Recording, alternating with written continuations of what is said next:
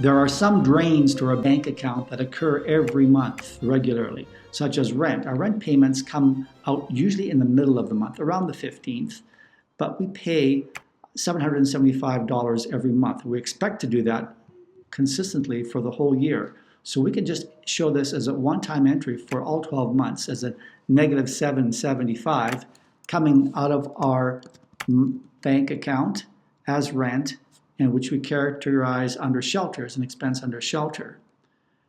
And the other recurring expense that we want to record here, we don't need to, but we can, makes things easier, is our car insurance of $119.34. And that usually comes out near the end of the month, a negative $119.34. And we know that that's our car insurance. And that will now show for all 12 months of the year. So for example, if we look at the month of April, the April tab, we see that that's already showing up as an anticipated expense. But what happened in April is we had a good driving record and our car insurance dropped to $99.85. And so we'll just show that as a change there, negative $99.85 coming out of our bank account.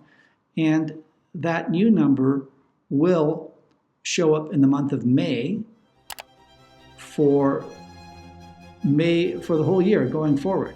So we now know that we can deal with recurring expenses in a simple way for the whole year.